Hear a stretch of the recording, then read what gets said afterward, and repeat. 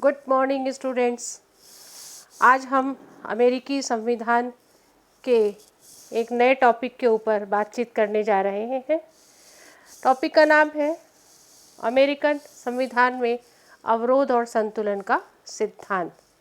जैसा कि इसके शब्द से ही दिखाई देता है कि अवरोध और फिर संतुलन, अर्थात अमेरिकन कॉन्स्टिट्यूशन के द्वारा अमेरिका की शासकीय व्यवस्था में 3 प्रमुख स्तंभ माने गए हैं: कार्यपालिका, व्यवस्थापिका और न्यायपालिका। कार्यपालिका के रूप में वहाँ राष्ट्रपति का पद है। व्यवस्थापिका के रूप में वहाँ पर द्विसदनात्मक प्रथम सदन सीनेट और द्वितीय सदन प्रतिनिधि सभा के रूप में जानी जाती है। और तृतीय शासकीय स्तंभ के रूप में स्वतंत्र निष्पक्ष न्यायपालिका के रूप में जानी जाती है।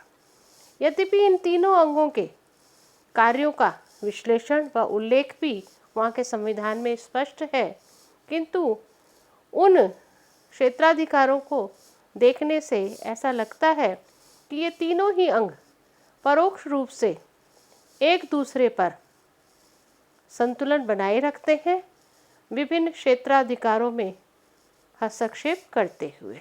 उदाहरण के रूप में सर्वोच्च कार्यपालिका राष्ट्रपति के रूप में दुनिया भर में विख्यात है, किंतु राष्ट्रपति के द्वारा किए जाने वाले अंतर्राष्ट्रीय संधि या अंतर्राष्ट्रीय समझौतों की स्वीकृति के लिए राष्ट्रपति को सीनेट के 2/3 अनुमोदन की आवश्यकता होती है। इसी प्रकार राष्ट्रपति के द्वारा मनमाने तरीके से बजट खर्च नहीं किया जा सकता। बजट की स्वीकृति के लिए द्वितीय सदन प्रतिनिधि सभा के द्वारा ही स्वीकृति आवश्यक है। इस प्रकार ये 2 क्षेत्राधिकार अवरोध की स्थिति राष्ट्रपति के कार्य में करते दिखाई देते हैं। किंतु दूसरी तरफ यदि हम वहाँ की व्यवस्थापिका पर नज़र डालें तो व्यवस्थापिका भी अपने क्षेत्राधिकार में मूल रूप से कानून बनाने की जो प्रक्रिया है उसमें स्वतंत्र दिखाई देती है, किंतु राष्ट्रपति के द्वारा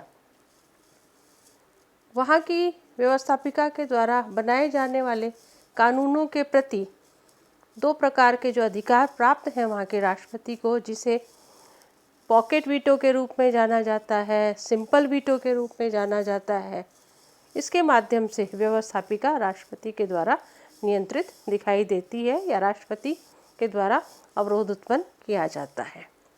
इस प्रकार तीसरा जो पक्ष है न्यायपालिका का, न्यायपालिका भी एक तरह से अवरोध की स्थिति उत्पन्न करती है, क्योंकि वह राष्ट्रपति के द्वारा जारी किए गए कानूनों या व्यवस्थापिका के द्वारा बनाए गए कानूनों की व्याख्या करने का पूर्ण अधिकार रखती है। इस प्रकार ये तीनों अंग परस्पर स्वतंत्र होने के बावजूद भी एक दूसरे को नियंत्रित करते हुए दिखाई देते हैं। यहाँ हमें ऐसा लगता है कि न्यायपालिका पूर्णतः स्वतंत्र है, ऐसा नहीं। न्यायपालिका पर भी बाकी दोनों संस्थाओं का हमें नियंत्रण दिखाई देता है। जैसे न्यायाधीशों की संख्या व धन की स्वीकृति वहाँ की व्यवस्थापिका के द्वारा ही की जाती है। इस प्रकार सीनेट की सहमति से ही न्यायाधीशों की नियुक्ति राष्ट्रपति करता है। न्यायपालिका में सर्वोच्च न्यायाधीश को महाभियोग लगाकर हटाया जा सकता है, जो कि कांग्रेस के द्वारा किया जाता है। इसके अतिरिक्त राष्ट्रपति क्षमादान की स्थिति का अधिकार रखता है। उपरोक्त पूरे विश्लेषण से हमें यह अमेरिकन संविधान की एक विशेषित स्थिति दिखाई देती है, जिसमें शासकीय तीनों संस्थाएं स्वतंत्र होने के बावजूद भी एक दूसरे पर नियंत्रण बनाए रखती है, जिसे हम अवरोध व संतुलन के रूप में जानते हैं। उपरोक्त स्थिति और व्यवस्था की कुछ कमियां दिखाई देती हैं, जिन्हें हम कुछ आलोचनात्मक बिंदुओं के रूप में जान सकते हैं।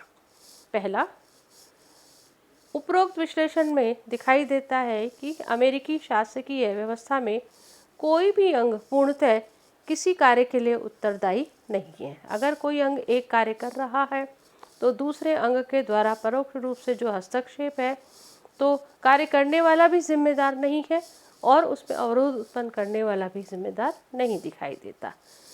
दूसरा बिंदु, राष्ट्रपति और कांग्रेस के बीच पारस्परिक विरोध की स्थिति बनी रहती है, जो निम्न 3 बिंदुओं से स्पष्ट होती है। पहला है सीनेटोरियल शिष्टाचार। अमेरिकी कॉन्स्टिट्यूशन में यह एक विशेष स्थिति है जिसके अंतर्गत अमेरिका के प्रत्येक राज्य में वहाँ के राष्ट्रपति के द्वारा 2 सीनेटर्स की नियुक्ति जो सीनेट में होती है, तो उन राज्यों में किसी भी अधिकारी की नियुक्ति उन सीनेटर से स्वीकृति के द्वारा ही राष्ट्रपति कर सकता है। इसे सीनेटोरियल शिष्टाचार के रूप में जाना जाता है। ये एक परंपरागत स्थिति है। दूसरा है अवकाश नियुक्तियां। जिस काल में सीनेट की बैठक नहीं चल रही होती, उस काल में कोई राष्ट्रपति विशेष कानून बनाने के संदर्भ में, विशेष नियमावली बनाने के संदर्भ में उच्च पदों पर नियुक्तियां कर सकता है और उनके माध्यम से नीतियों का निर्माण कर सकता है। इसके माध्यम से भी राष्ट्रपति निरंतर शक्तिशाली होता चला जा रहा है और सीनेट की शक्तियां क्षीण सी दिखाई देती हैं इस काल के दौरान में। तीसरा, कार्यपालिका समझौते। यह एक बहुत ही विशिष्ट स्थिति अमेरिकन कॉन्स्टिट्यूशन में निरंतर राष्ट्रपति पदधारित व्यक्ति के साथ जुड़ती चली जा रही है। यह है कि अमेरिकन राष्ट्रपति अंतर्राष्ट्रीय स्तर पर बिना सीनेट की स्वीकृति के अपने स्तर पर अंतर्राष्ट्रीय समझौते कर सकता है और उन्हें लागू कर सकता है। इसके कारण भी वहाँ की व्यवस्थापिका या वहाँ की प्रशासकीय स्थिति पूरी तरह से राष्ट्रपति के हाथों में निहित दिखाई देती है। इन कमियों के बावजूद भी ये माना जाता है कि अमेरिकन कॉन्स्टिट्यूशन में अवरोध और संतुलन के माध्यम से कोई भी शासकीय संस्था सर्वे सर्वा या तानाशाही स्थिति में नहीं होती है। धन्यवाद।